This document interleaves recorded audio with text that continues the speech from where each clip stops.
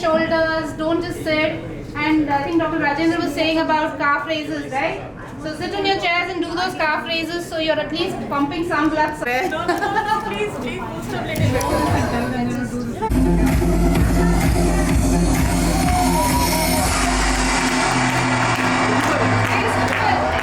Move your hands. Move your hands.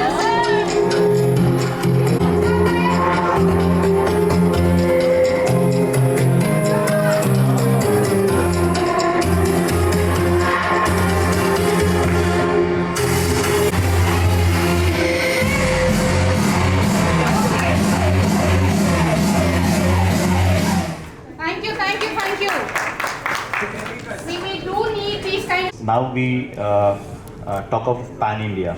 If you talk of Muni, it's a pan-India. And the study what we have done started by Amreeta madam as a PI. It's a diet and biomarker survey for India. It's a 100 crores project. We have finished the study maybe by December. I think for the country level, it's going to address the global hunger index. And very shortly that will become in the next month. And it was led by none other than my madam, Amreeta madam. It's a big study. Give a big round of applause for it. And the government, it was not mentioned somewhere in the slide, so but I thought I'll just take this platform to put on it. Thank you. Yeah, one second. Just fan in this moment. So he's a fan ambassador. He's also one of the directors in the Hyderabad chapter. You're not aware that you were ambassador? Hospital and consultant TX hospitals.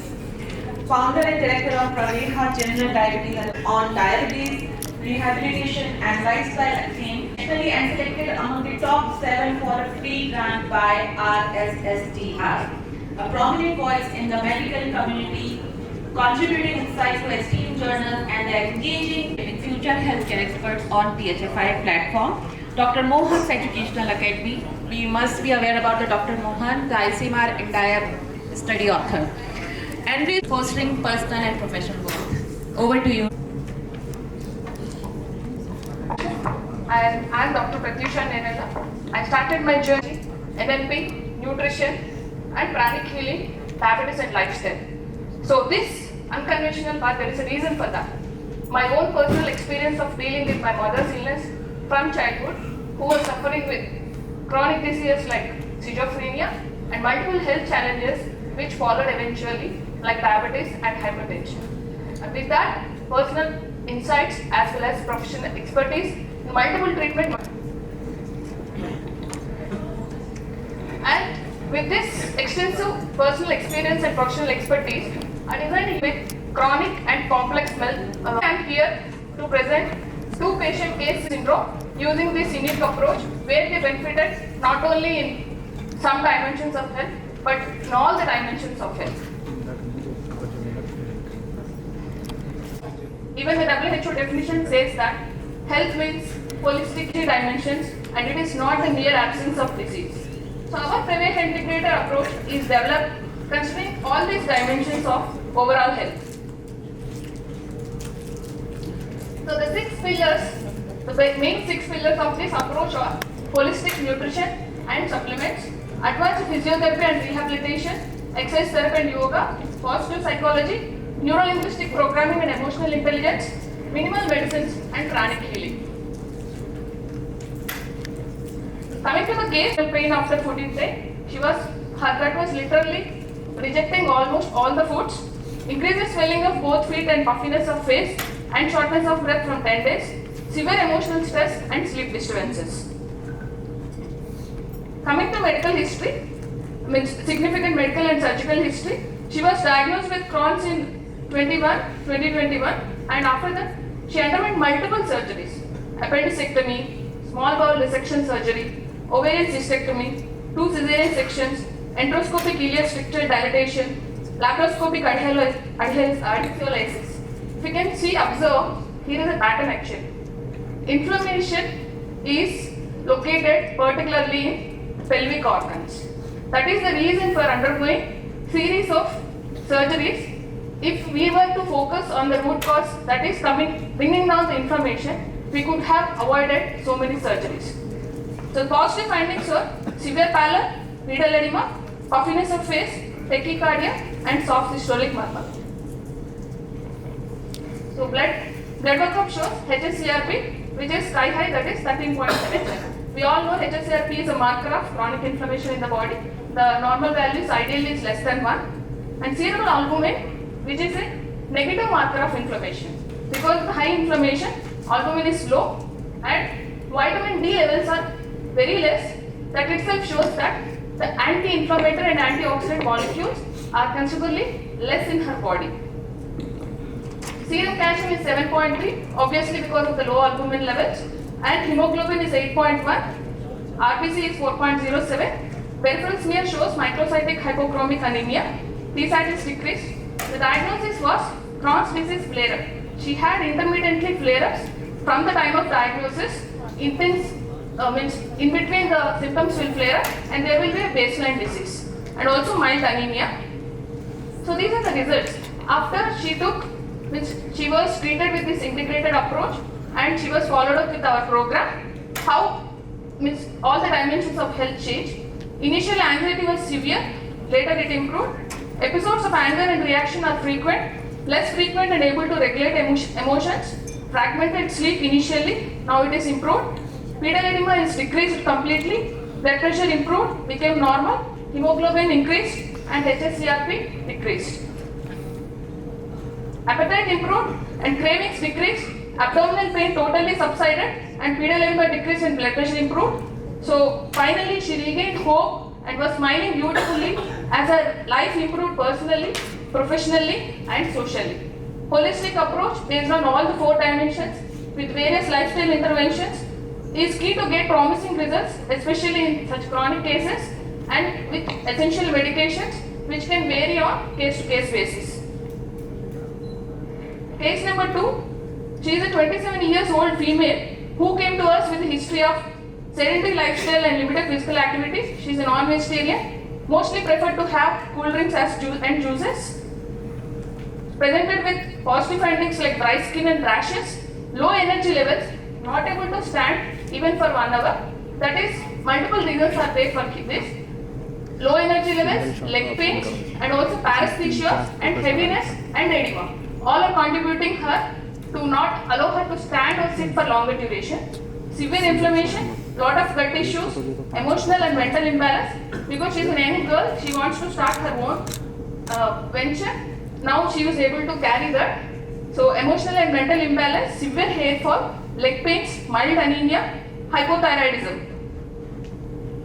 So abnormal parameters are HSCRP is 2.13, albumin is 2.9, vitamin D is low, calcium is low, hemoglobin is low, microcytic hypochromic anemia.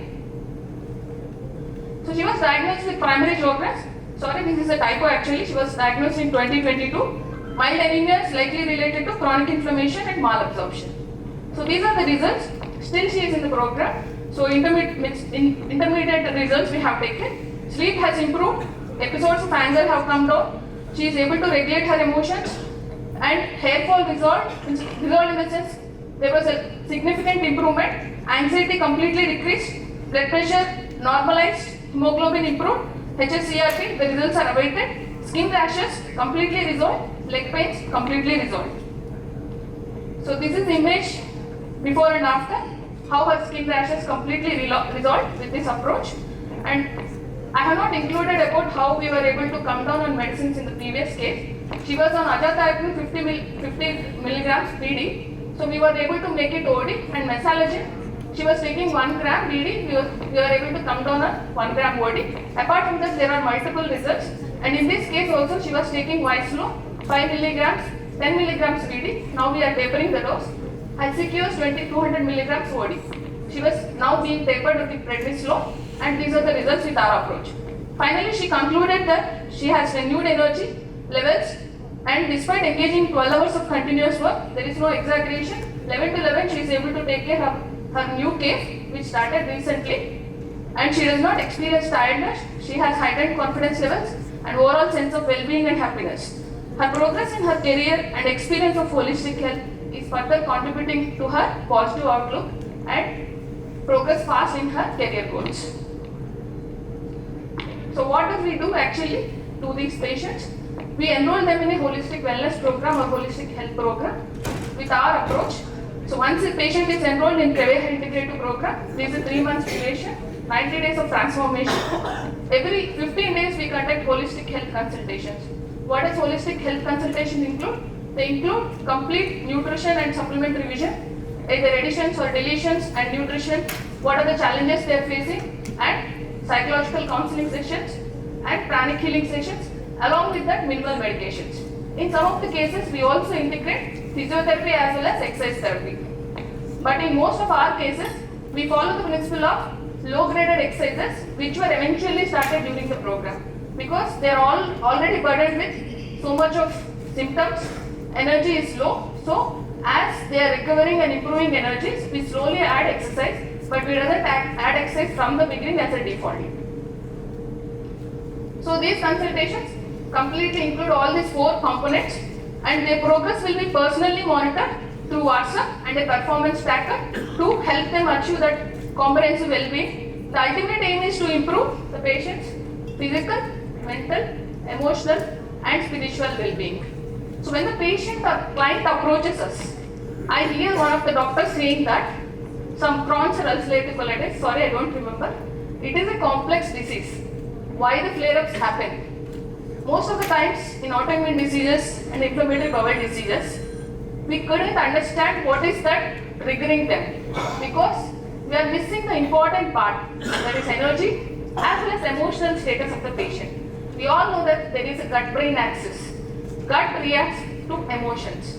So when we are including all these things, people are responding to considerably simple measures which are sustainable to follow. Because in these 2 cases, if we can see, patients initially presented to us with other challenges as well as severe emotional stress and not able to regulate the emotions, that is again depleting the energy and not able to sleep.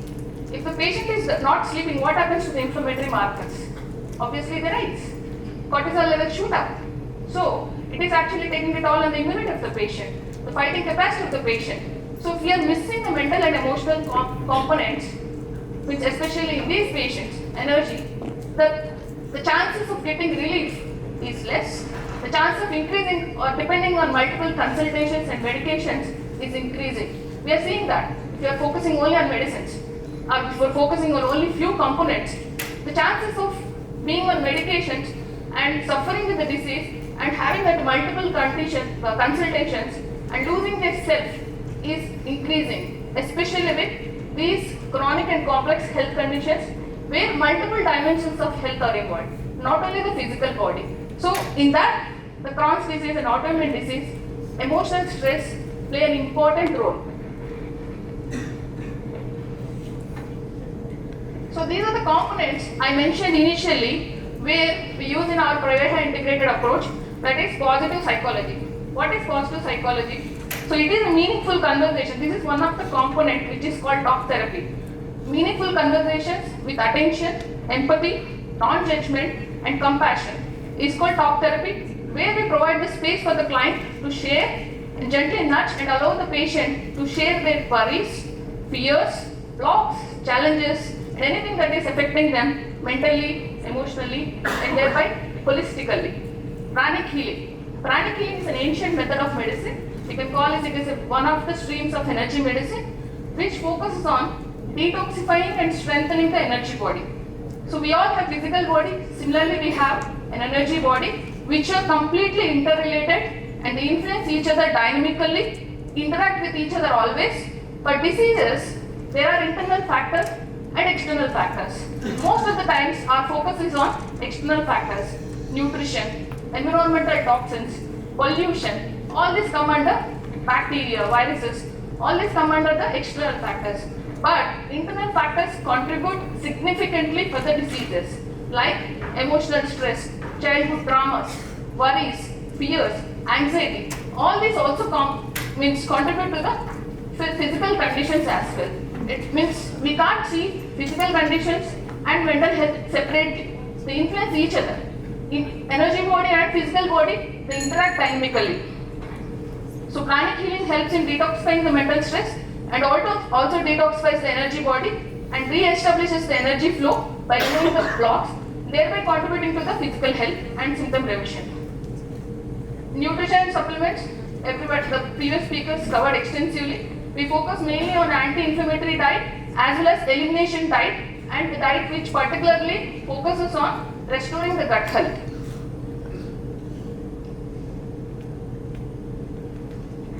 Physical activity, as I mentioned previously, gradual initiation of low impact exercises. And coming to supplements, we all discussed that most of the times there are deficiencies in micronutrients and some of the essential components which we are not able to get from our diet as such. So we take help of supplements, especially when there are deficiencies also.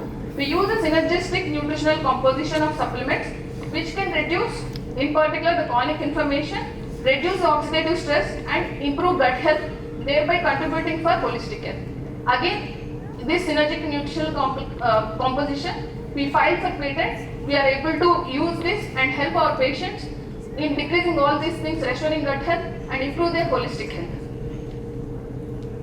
Conclusion, a multidisciplinary transformative approach involving pranic healing sessions, counseling, nutrition and supplements, minimal medication, and in some of the cases physiotherapy and exercise is critical for comprehensive management, especially in patients suffering with chronic and complex diseases from years and years.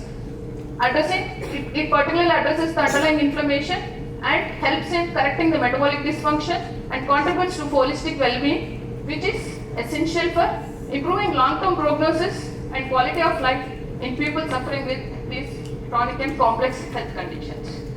This actually gets to the end of my talk, and any questions I'm happy to answer.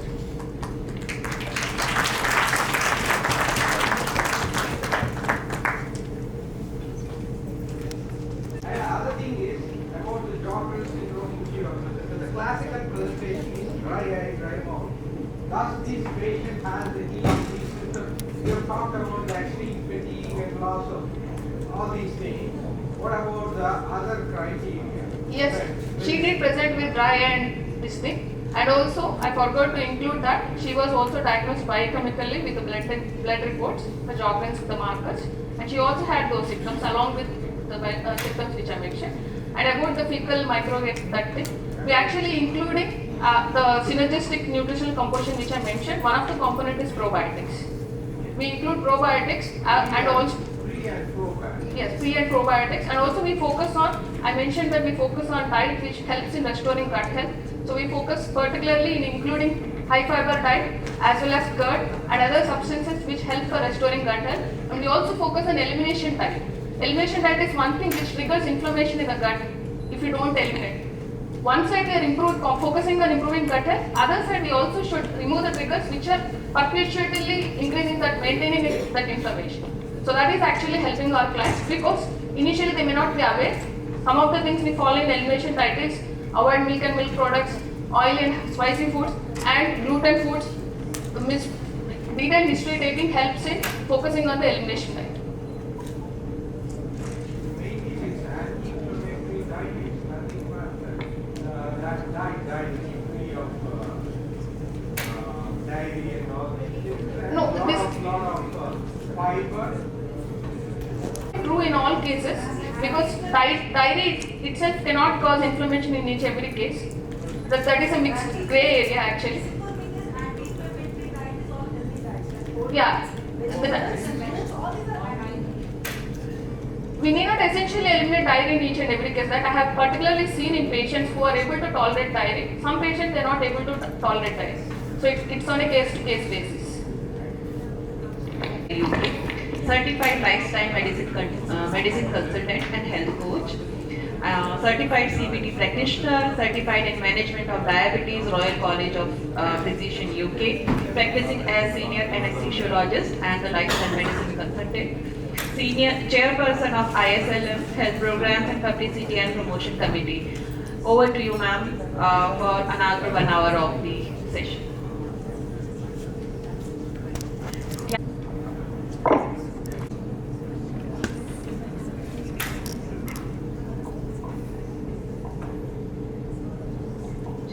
Introduce the panelists.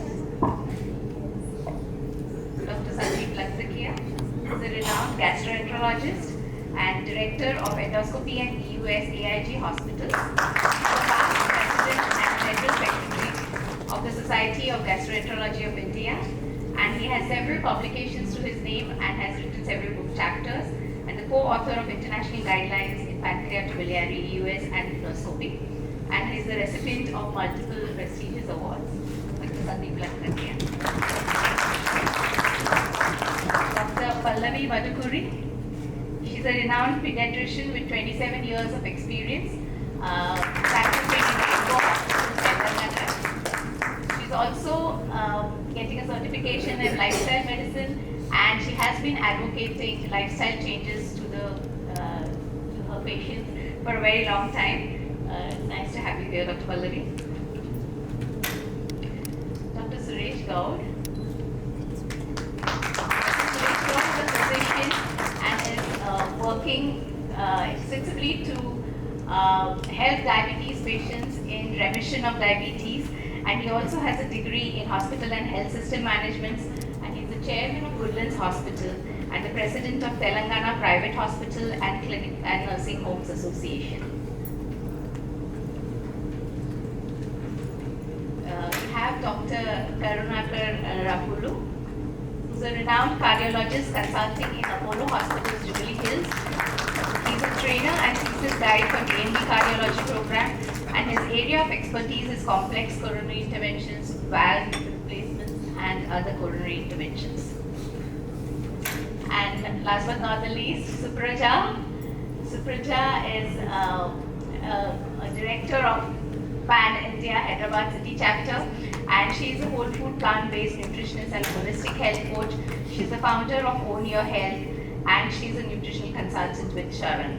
She's also certified in nutrition, music therapy, and also holds an MBA. She's a lady with multiple talents.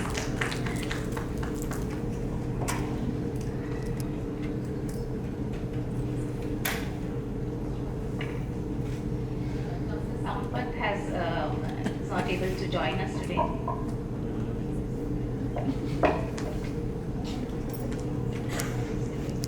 Formation.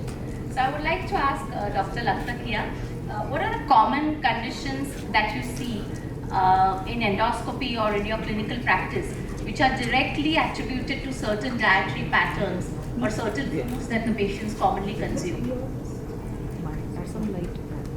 And all the organizers for inviting me to this very nice forum of diet and illnesses, to be precise. As when you take milk, you have rumbling sounds or diarrhea and pain, and those things, bloating can all occur. And once you avoid milk or the milk product diet, the symptoms kind of remit back. Having said that, this lactose intolerance need not always be permanent. It can also be a temporary cause for lactose intolerance following, say, if somebody gets a gut infection. A gastroenteritis can lead to temporary lactose intolerance, and which reverts back to normal over a period of weeks to months. So these are two common illnesses which are well known. But having said that, some of the other illnesses which can also be associated with dietary abnormalities, dietary patterns leading to abnormalities like irritable bowel syndrome or non-gluten wheat sensitivity also happens. Several other people have their own kind of individual relationship with diet. For example, somebody doesn't like one particular, he's not suiting it, and once you take it out from his dietary regime, he comes back to normal. Few similar food items from the same family get affected. These are common things, I would say that. I mean, considering that most of Indians take a lot of milk and milk products, and 30% if they are lactose intolerant at some point or the other, either on a regular basis or because of some infection or some acute conditions, that is quite a lot. And I think a lot of the time that's not sort of detected, isn't it? In the sense that people think it's an acute problem, and they don't think about lactose intolerance as such, maybe.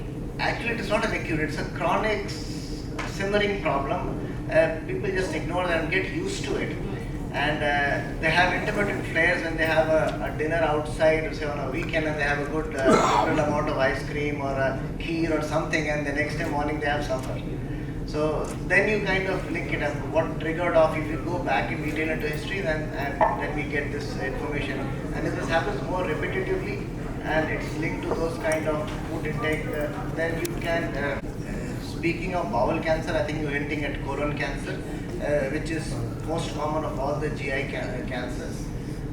Colon cancers are more common in people who are meat eating rather than the vegetarian. So this disease is, if I can call it as a disease, is much less common in Indian subcontinent who are more not so much of meat eating. If we eat also, we eat once in a week or once in 2 weeks or once in a month.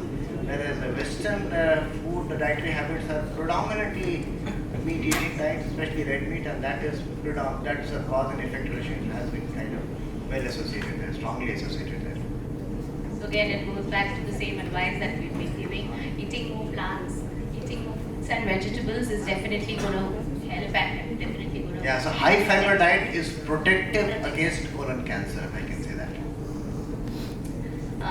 While we are on the topic of lactose intolerance, I would like to ask Dr. Pallavi, in your practice, so we normally associate, when we talk about calcium, somehow most people will associate calcium with one food product. If we have to say, it will be milk. And a lot of parents think that milk is very essential for the health of their child, and that's like the only source of calcium, and also predominant source of protein in terms of paneer or cheese, isn't it? So what is your take on that? So, considering the pediatric population, what I see is, yes, yeah, rightly so, in India especially, not milk, no child, and no adult also. I know it continues beyond time when they start mother milk. Somehow the milk revolution has obviously added to this problem. Calcium, the only source of calcium being milk is obviously a myth. We know that there are so many other dietary sources. In India especially, now we are a country full of millets. Ragi is not used to be a staple. Now it is not so still regaining its popularity. I find, at my practice, that children come with high quantities of milk consumption, and we still see low calcium levels in such kids. What explains this? So the composition of calcium and phosphorus in milk, in animal milk versus our human milk is different. The absorption also is different. So we find the bovine milk or cow's milk too causing imbalances once consumed, and obviously it leads to other dietary insufficiencies also, anemia included. So milk being the source of calcium alone is a myth. We have other plant-based diets, everything. In fact, lots of other plants too. You can see guava, you can see green leafy vegetables. A good diverse diet. Now listen to me. Yeah, I'm sure it's very difficult in India to tell people not to eat milk and milk products. Dr. Goud, I would like to ask you. You are treating patients with diabetes on a regular basis, and a lot of your patients have diabetes remission as well. We will come to the food a bit later, nutrition. But do you advise intermittent fasting to these patients, and is intermittent fasting for everyone? I'm sure that intermittent fasting is a very health trend, which is very common now. So I'm sure a lot of the audience has this question as well. Thank you, madam. Intermittent fasting for diabetics is slightly difficult because they tend to get into hypoglycemia. So, but for general population, I would strongly recommend intermittent fasting because so many diseases gets reversed because there's a rest of the gut and the liver mainly. And as far as the diabetes is concerned, I am finding a lot of improvement in pre-diabetics especially, and they are really responding very well. In fact, pre-diabetics, they become non-diabetic. Then next is the early detected diabetics also. I'm getting good response. But as far as insulin, people are on insulin, it's difficult for them because they tend to get into hypoglycemia fast. So my advice is do intermittent fasting gradually.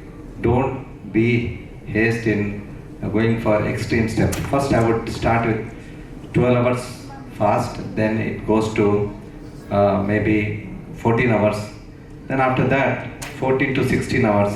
And people who wants to get diabetes reversed, they have to do 18 hours fast, and I would suggest that for pre-diabetics only. So cardiovascular disease is the leading cause of death, morbidity and mortality in India. And the cardiovascular epidemic in India is a little unique in the sense that it is characterized by early age of onset of these disease, and more fatality and also more premature deaths. We've all heard in the news several celebrities who have died very young, seemingly young, fit people who have suddenly collapsed and died. While there may be an increased biological risk or genetic predisposition, we also have to remember that most of these diseases are related to diet and other lifestyle factors. When we say the way to a man's heart is through his stomach, funnily enough, I think the disease follows the same path as well. Whatever we eat obviously affects the stomach. So I would like to ask Dr. Karunakar, what sort of dietary advices do you give your patients who come with hypertension or cardiovascular disease? Good afternoon, everyone, and thanks to Pan India organization for inviting me and giving me this opportunity to share my experience with you all. So, as we all know, cardiovascular disease are #1 killers worldwide, and as you explained, it's unique to our Asian population. So we are getting a decade earlier, whatever may be the disease, coronary heart disease, valvular heart disease, because of our unique pattern of genetics and all. So that we are losing younger patients who are the breadwinners of the family.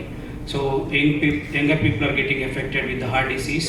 So the burden of disease as well as the expenditure increases, it goes up, and so it stresses up the family, and the families are getting into trouble. So to prevent that, there is a syndrome called cardiometabolic syndrome, so well known to everyone. So the cardiometabolic syndrome is evolving as we are more and more adapting the Western diet patterns. Earlier days we used to have our own Indian diet patterns, but nowadays the Western diet patterns, probably that's all we are discussing today. So because of that westernization, because of that mechanization, so so work is also coming down. So we are going in vehicles and working in a desktop, and a sedentary lifestyle is going up. So Western diet and this sedentary lifestyle adding up to the cardiometabolic problem and leading to the early events and early deaths. So to prevent that, probably the advocacies like this for the whole plant visit. So the recent 2021 AHA guidelines has also recommends the standard 10 points. So among that, the first thing is to maintain the healthy weight. So whatever we are consuming should be in the form of expenditure. So intake and whatever we are expenditure should be matched in a given day. Then the next comes the fruits and plant-based products. Whole fruits and whole vegetables are recommended. That is the second point. And the third point comes to the healthy proteins and whole grains. So these are all the plant-based thing. So they recommend more than the animal proteins. They recommend the plant-based proteins. So like beans, legumes. So here in India we have a lot of legumes. So dals and all. So we can take that instead of going to the meat and meat products and animal products. And nowadays the trend is a targeted advertisement of the fried products. So when you see the short breaks, all are related to these processed foods, packaged foods. So our children are tempted to have that. So we are not able to prevent. Even my own sons, whenever we go out, they ask, Daddy, we'll go to KFC, we'll go to Domino's. All these are very common, very frustrating to how to stop them. As heart diseases starts even in fetuses. So they atherosclerotic process, this cholesterol formation in the blood vessels starts early in the life. Not as we used to think that it's the problem of elderly and aging. But it's not so. It starts in the first decade itself. So if you don't prevent at that age, So it slowly goes up and suddenly, and nowadays because of this vaccination and all, it's growing rapidly, it's affecting rapidly. We are seeing some 30 years old dying in a gym or in a dance party or something like that. So it's all because of multiple factors like this. So we have to take steps like this, and we have to educate the people about the healthy nutrition choices and all. So like plant-based nutrition, plant-based diets, and if at all they want to take the animal products, like avoiding red meat and taking the lean meats, and especially the processed foods rather than so one important thing is who is cooking and what is cooking. So the cooking at home is always safe. Even if you take non-veg, eating at home, cooking at home gives much more good benefits than the taking out and otherwise ordering from the restaurants and all those things. They'll have a lot of processed foods, will have a lot of ingredients, a lot of salt, a lot of oil. All these things will increase cardiovascular risk and putting our people a generation earlier at the risk. Yes, that's right. I mean, we saw in the label reading activity as well how much salt is there in a packet of chips, and we have to be mindful about what we're eating, especially the snacks. The highly processed food has a lot of salt and sugar, and I mean, like you said, we have to mainly eat home cooked food, because that is what we can control what goes in it. Coming to the protein as such, like you said, instead of animal proteins, we can focus on the plant proteins. And Dr. Hemlata has also elaborated a bit on the various myths surrounding the proteins. But Supraja, you as a nutritionist, what sort of myths do patients come with? Like, how do you bust those myths, or what are the plant proteins that you advocate in your practice? Thank you for that question, Dr. Amreeta, and I think it's very, very critical that we address these myths, because it is a myth, very simple. The fact is that, and Dr. Hemlata also mentioned this, there are complete profiles when you have a diverse diet, so you get the entire amino acid profile when you're eating a varied, a colorful, whole food, plant predominant kind of a diet, right? So just focusing on one element of nutrition is something that I avoid doing. Clients come to me and they say, I'm going to the gym every day. Then I tell them my workout schedule. I said I work out 3 times a week, I run 3 times a week, I dance twice a week. I don't have any protein deficiency. And I'm sure most of us have read protein deficiency comes as malnutrition, right? So none of us are definitely malnourished. What I look at is the other common myth that people come with is calcium, like ma'am said. Most people are vitamin D deficient, and calcium absorption is, correlated with vitamin D. Now, as Indians, despite being in a tropical country, we still have this deficiency. Nobody focuses on the deficiencies or, how do we ensure that these nutrients are adequately available to us. Rather, they focus on single nutrient point. I look at always a profile of the food rather than isolating nutrients, because no food comes with one particular nutrient. So protein doesn't come as a nutrient in one particular food. Protein is present in every cell. It gives structure to the cell. So even your potatoes have protein, but we look at potatoes for carbs and we look at eggs for protein, right? So isolating nutrient is one of the biggest problems that we as medical fraternity kind of do. When they come to me, I tell them, I look at where they are in the current plate, right? What is their current journey like? What are they eating right now? And the trend is more or less the same. What Dr. Lingala covered, what the others have covered. Lack of fiber. Now we've all learned fiber is good for digestive health, gut health, improve your bowel movement. But fiber also binds on to all these nutrients, right? Nutrients are not hanging in isolation. They're bound by the fiber. So when you're focused on ensuring adding fiber to your plate, you will focus automatically on getting all the nutrients that you require. So my 2 common myths are protein and calcium, and I don't see any deficiencies with anybody. I instead see vitamin D deficiency, vitamin B12 deficiencies, iron deficiencies, because again, calcium interference, probably too much of milk. So there are just too many other deficiencies that come in, but not protein and calcium deficiency. As Dr. Hemlata mentioned in her slide, 0.66 to 0.83 is what probably we need. So it's a lot of people think that they need to get more than a gram per kg body weight. So again, that is the myth. That's where it all starts, where we think we need more, but actually maybe we don't need that much. You mentioned about gut health and the fiber, and I would like to ask Dr. Lakhtakia about, we all hear about the gut microbiota. That's again a buzzword in the medical field, and everything, not just the gut problems, but also mental health is linked to how healthy your gut is.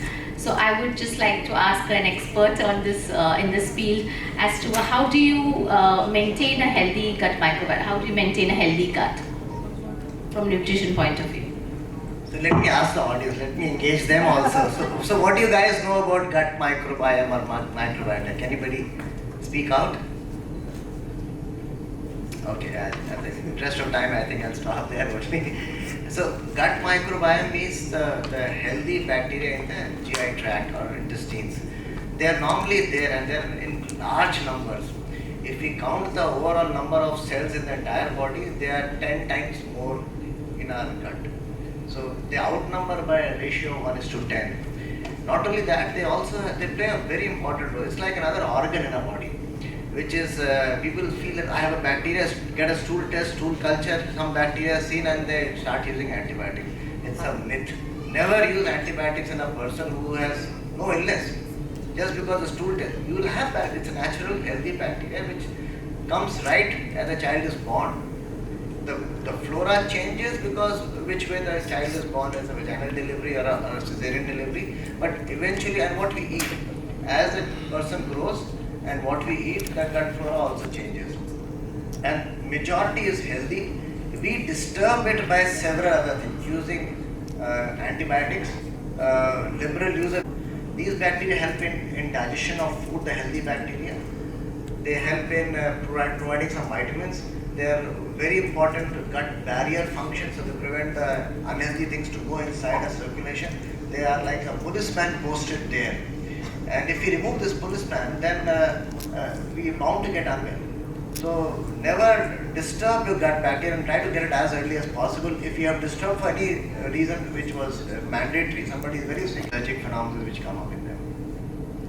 The dysbiosis. And another thing is gut is also a brain. It's like a second brain of the human body. So, and they cross-talk with each other. So something called as gut-brain axis, as you said. So brain and intestines talk to each other.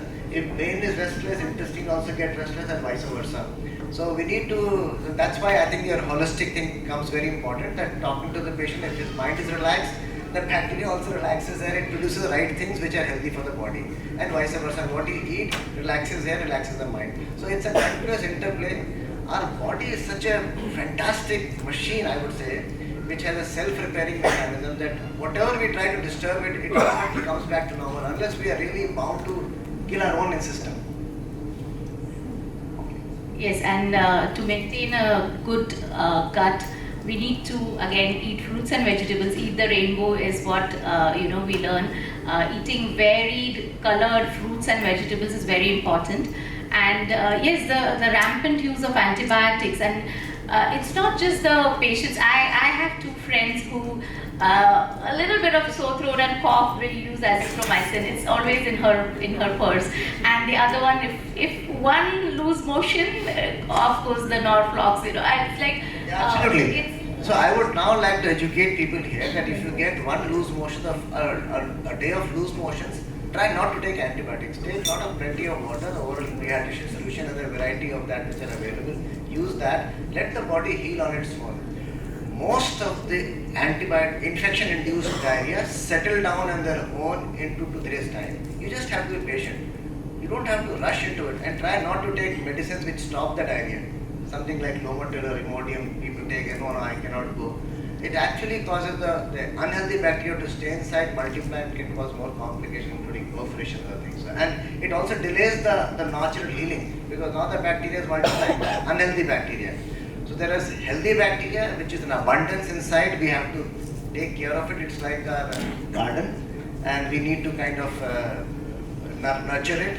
And the unhealthy ones, that's what we have to take them out. But let the unhealthy ones be taken out by the natural policeman posted. I'm using the word again and again, so that the body itself kind of heals it up rather than we artificially try to manage too many things. And we as medical professionals are guilty as well, I think. It's not just the patients who pop pills by themselves, but we do prescribe a lot of antibiotics as well. And most conditions, even GI and otherwise, are also viral.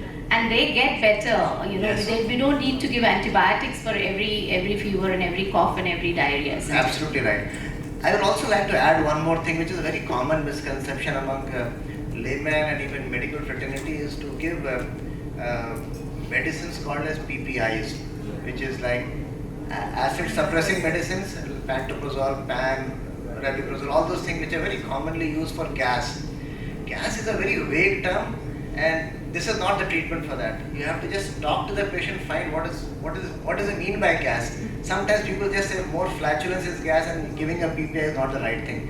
And they take it for months and years together, which also not only causes, it's like again, acid, God has made acid in the stomach for some reason. It's our first defense. It kills all the germs which we swallow by food or water. And if we try to remove that again, defense mechanism, all the germs will now go down further in and cause more problems. So healthy bacteria now have to fight against these invading germs. Not only this, these long-term PPI use causes bone weakness, calcium malabsorption, iron deficiencies. And I really get it's difficult to convince a patient to take off this medicine. He said, you forgot to write a gas medicine. And I tell him it's not. It's such a difficult scenario to happen actually. Yes, please. I think you want to add something on that. Not adding, I just want to see how you manage it and also get some guidance. Doc, one of the things which we get from young medicos when we have these panels, same thing we talk about. So the young medical doctors, junior doctors say that the patient won't come to me, I'm not giving any medications. Why the patient goes to a doctor who doesn't write medications? So how do you manage that? I take her help, I think. What she said was very right. I think talking to the patient is paramount. If you don't talk holistically, and once you engage him, then with an eye contact, just don't write prescription the moment it's written once complaint. I think it takes time. I think sometimes white hand helps there. Yeah, so this is what I faced, 4 years back when I was transitioning into this lifestyle medicine. I didn't know how to put it into my practice. Used to writing what he said, and I was the same thing. The patients are not going to come to me, but then my concerns didn't allow me. What I would do is I would tell them what I tell is important, not what I write. And gradually, my population of patients shifted to those parents who believed in this. It is heartening to note that there are a lot of people who are looking for correct guidance. So people come to me now, my patients come to me because they say, you don't write antibiotics, so that's why people have told me that, so I came to you. Oh wow, that's awesome. So you can build up your practice. So like Dr. Lakhtakia said that we have policemen in our body, right from the stomach down up to the colon, and we are shooting the policemen, and then we are crying that we've been looted. So really we need to be, trust the body and trust the process, isn't it? What are some of the common conditions you see, Dr. Pallavi, which again are diet related in children? So two most common conditions I would see is iron deficiency anemia, very common. More than 50% of the population are deficient, even in my own set of population that I see. The second one is constipation. Okay, this is one problem that I see, and my colleagues actually tease me about this. Constipation, you go to her, not me. A fuse blows off. It's a red button. So you talk about it, and that's it. You're done for. Okay. So, but this is one of the inflammatory bowel disorders, and n number of it. We all know this, right? The increased incidence of cardiostatitis, etc., etc., etc. They're all linked. how the constipation, it is not the constipation is a disease, but it indicates that overall lifestyle is bad. And who is creating this? People come, or parents come to me asking for a prescription for constipation, laxatives, and the whole gamut, see, we all know it's high fiber diet. It takes a lot to convince the parent that this is the solution, etc., etc. But this is where the treatment lies. I know I can prevent 100 admissions with this, with just treating this one small thing. It takes time and effort. So this is one thing that I will say. The two important things I see. Iron deficiency is much more easily treatable people. It's easier to convince once you're off milk. Okay, it's so simple. Literally so simple. Off milk, you're in India especially, because that's the major source of iron deficiency in the pediatric population. They are so much on milk. There's no nutrients, other nutrients being absorbed here. The second thing is constipation, but that like others were telling, it brings about, it opens up the Pandora's box actually. You need to go into the whole history, correct the nutritional deficiencies, not just from my side, but their own lifestyle changes, your diet, vegetables, fruits. Yeah. But that's where it lies. That's all. And we've got a small handbook which I think we haven't. Can I add something to that? This constipation and iron deficiency is absolutely due to the exclusive milk feeding, coffee. Milk is the culprit here. Most of them. Exclusive breastfeeding till 6 months of life is absolutely needed. After that, they don't change to the solids at all.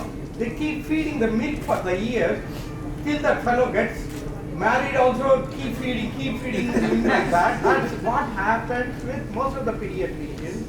That is the reason for this constipation and iron deficiency. Absolutely. And I just want to add something. This secondary lactose intolerance, that Sundeep, sir, you have talked about. This lactose intolerance is a lactase is a substrate dependent agent. If you absolutely remove Pasteur, Dr. N. Caroline Ames, and that's what he says, this lactase is a substrate dependent. If you remove that particular substance, it obviously leads to more and more problems than anything else. We need to withhold it and reintroduce, like cow milk protein intolerance. That's what we do. Just for the diagnostic sake, what we do is just remove that particular thing from the diet, and later on we introduce over a period of time. It is not a permanent thing, CMPA or anything. Like that lactose intolerance also, this excessive barborigmine and this thing and all, perianal excoriation, that's what we come across with secondary lactose intolerance. You're a pediatrician. Right, absolutely. That's a spot diagnosis. Yeah, so lactase is an enzyme which can temporarily go down and come back. Why blame milk for everything? Overuse of milk, yes, I agree. But milk in small amounts can still be taken if you have a temporary lactose. India is obsessed with cow's milk. So let's be a little balanced approach. We treat it as a goddess. We cannot be this way or that way. The pendulum is swinging. I think we have to find the middle path. And if the temporary lactase deficiency enzyme comes back to normal with the regeneration of epithelium, then you can still tolerate milk. Why remove something which you used to like? And sometimes we need to indulge ourselves in what is good in life also. Coming back to your point, I think constipation is a common problem. I think there is a few things happening here. One, as a pediatrician, I'm sure the toilet training has to start right in the beginning. There, the parents are actually a little guilty there. They are not spending enough time with the child. I remember when we were small, my mothers or grandmothers used to sit with the child when he's passing stools. Sit with him, play with him, talk to him, and that itself is like an exercise. They bond well. And then they see, okay, stool is a normal thing and it has to be passed. Now there's mother's cell phone, somebody else is busy, and there's a maid or somebody looking after the child, and they forget that the passing of a stool is a natural thing which should happen. Child feels that this is a time-wasting thing. Let's stop it, let's go and play and come back. And slowly the bowel becomes lazy. and they then now are chronically constipated throughout their life. So I think we need to educate everybody. Absolutely, sir. You're introducing me into my territory here. But I'm so glad though. This is one more thing that I see now. As we are following the westernized world, and it's such a big no. The Western people, even now I get patients from abroad on diapers, 3rd year and they haven't trained, and 3 years and they come back with all the issues that along with it. And here in India, we actually, we hold the child here like this. This is one way of actually molding your squatting posture for so good. Squatting isn't it? We have Western toilets now, so we are not squatting anymore. Actually the better form of defecation. We know it, okay? It is not addressed and all in this audience maybe, but I think we all should know it. As young people, I really wish we all. Why do we have to have the Western style? I know maybe it's not nice for me to be saying this, but why? How come nobody is questioning this? That why are we going to their side? It is the squatting posture that is important. Like he said, playing with the kid, where is it gone? And it has led to a lot of virtual autism. That one more, side effects of these things. So my training is so-called textbooks. I'm going a little beyond. It's personal. My view on this is after 2 years is what I said. And I'm saying, why 2 years? So till 2 years, you're going to let the child learn the wrong thing, and then going to teach the right thing. It doesn't make sense to me. I don't think, why not at 9 months? Why not at 10 months when the child has learned to sit? It is so simple because we're doing it as Indians. It has already been done and we are undoing it. Doesn't make sense. I think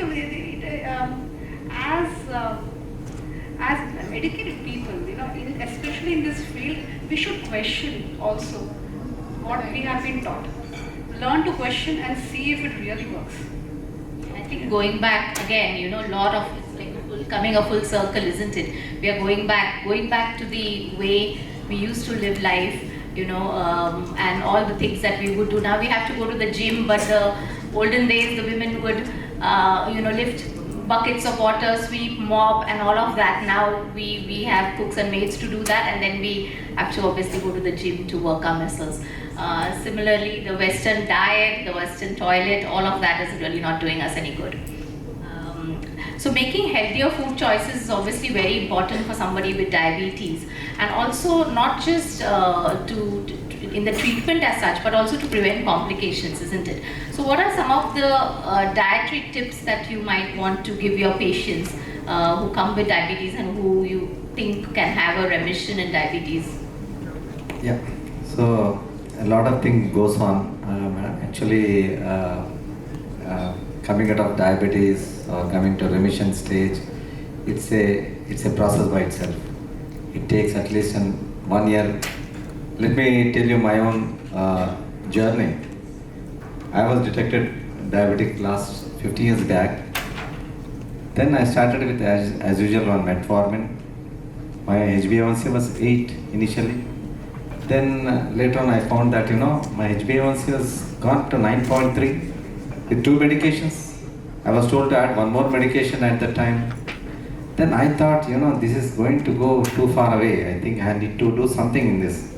So that is when I started, studying a lot of study in diabetes remission and reversal and other things. So that is when I got to the root of the problem. Then I made some changes, which I'm going to give you tips only. First change was, so I was taking a lot of high glycemic foods. So I changed that first. So our Indian diet is having a lot of high glycemic foods. If you take idli, dosa, vada, puri, chapati, all these things, all these have higher glycemic content. So I started taking millets. Not only millets, some other things which were really having a lower glycemic food like raw oats and so many other things are there. We have and mixed seeds, atta is there. So this once I started change into this type of diet, I could find noticeable decrease in my blood sugar levels. And that is how, and not only that, I was trying to incorporate more of fiber into the diet. Earlier I was not taking green leaf vegetables. I thought this is a very good prebiotic for the gut microbiota. So once I started taking this green leafy vegetables sufficiently, and I could see a noticeable change in my sugar levels also. Earlier I was not taking not much of nuts and seeds. I started taking almonds, walnuts. They were doing wonders. I was having so much of energy levels. And not only that, I was doing some other modification in my lifestyle, like having better sleep, getting into less stress, more meditation, and other activities I was doing which is not pertinent to this discussion.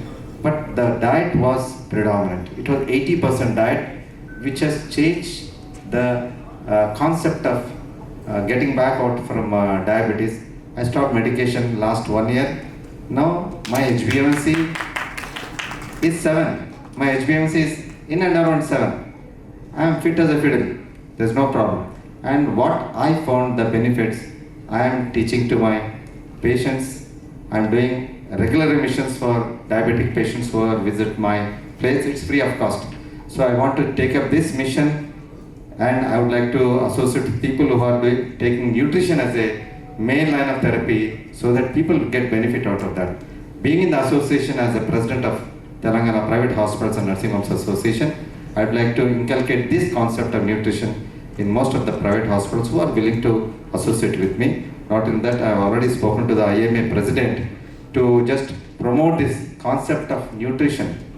And unfortunately, actually, he was supposed to come on this for this, but he is in Mumbai now, so he could not attend it. But any which way, nutrition is everything. I feel that that whatever is taken in, that comes out, and that's what all the gut microbiota is also about. Everything is nutrition. What we take, we are.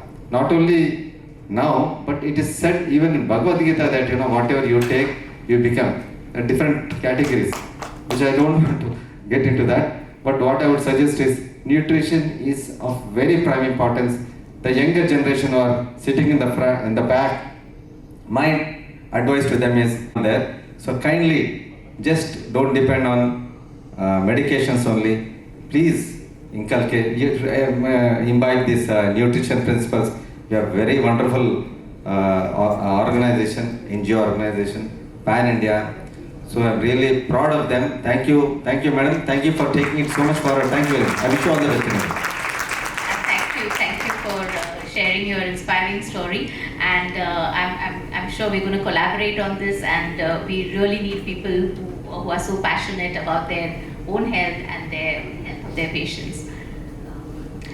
Dr. Karunakar, I would like to ask you again, going back to types of food or different foods.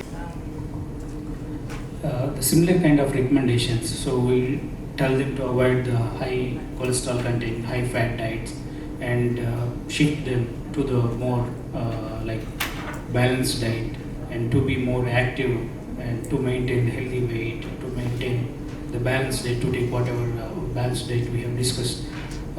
We actually, as most of the patients who comes for the screening will have little elevated cholesterol, and some people will react very I'm having very severe problem and all. So this cholesterol and all, it's not a single day problem. It's like lifestyle. So we have to manage over a period of time. So instead of panicking them, we try to tell them that you have to shift. Instead of writing immediately tablets or statins to the patients, we tell them to change their diet pattern, change the lifestyle pattern and all. Most of the people, they'll have some irregularities in their schedules or some food intakes and all those things. So we encourage them. So reassurance is the key here. So we have to reassure them and we have to encourage them. Then we'll frequently monitor them subsequently, so next 1 month, next 3 months, how the pattern is changing. if they are improving, the lipid pattern is improving with their lifestyle interventions, then good.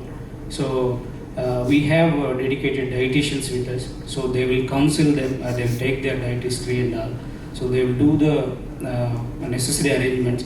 Actually, as we routinely see as a super specialist, after a patient getting the heart attack and we put stents and all, we discharge them. So here we do more of a financial counseling rather than the lifestyle counseling. So we see how much is the cost, how many days. So that part actually, probably I'll take this opportunity and we'll try to spend more time with the patients on this nutrition counseling. Also, we have a dedicated counselor, but still, probably I think we'll collaborate with you and we'll also train them to get the good guidelines and good proper training, so that they will treat my patients. So as a super specialist, we have very less time to spend much on this aspect.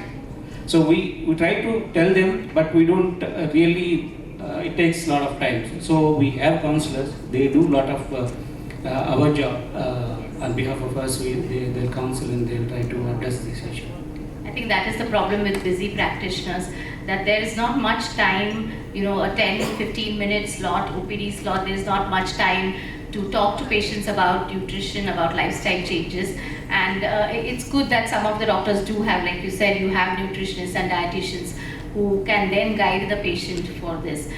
Most of now we must have, when we hear all these different, doctors from different specialities, what we can sort of conclude in a way is that having a high fiber diet, rich in fruits and vegetables, nuts and seeds, and having a variety of vegetables can sort of take care of most of the problems that we face, including constipation, iron deficiency, diabetes, heart disease. So it's really quite simple. And those of you who who do not have time, I mean, the least you can do is advise certain small dietary changes along with your prescription of medicine. There are two diets which sort of are American in some sense. The portfolio diet for high cholesterol and DASH diet DASH stands for dietary approaches to stop hypertension. And the portfolio diet, which is for high cholesterol, and I urge all of you to have a look at it, those who are dealing with these disorders on a regular basis, and take some. I would like to ask you, Supraja, that there are a lot of myths surrounding soya and soy products because of their highly nutrient dense sort of food, isn't it? And lots of people avoid eating. There is no harm in adding it to your plate because it is a complete protein. Okay, since a lot of us are worried about protein, so bring in diversity, bring in soy, you've kind of taken care of. But the myth associated with soy especially is to do with the phytoestrogens, right? They think it mimics the estrogen in humans kind of a thing, and that's why a lot of people have reservations. But we all know that the way these estrogen receptors are bound in our body is different from the way the animal estrogen kind of, or what our body produces, the estrogen, that receptor binding is very different. I mean, there's a whole... soy per se is not something that needs to be hated or stopped. If you're not comfortable...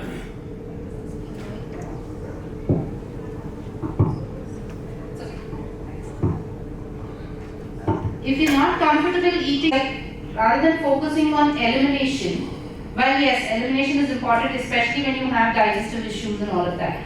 But the general population focus on adding to your plate. Okay, just keep adding more colors, more vegetables, more fruits. Then automatically, all your chronic inflammation, your, you can do this test on yourself. Tested where you are right now. 1 month, 30 days, you give yourself to just shift adding more fiber dense food into your plate, colors and fruits and vegetables, and you will see your biomarkers improving. Yes, thank you for that, Supraja. Are there any questions from the audience? I think we have time for a few questions.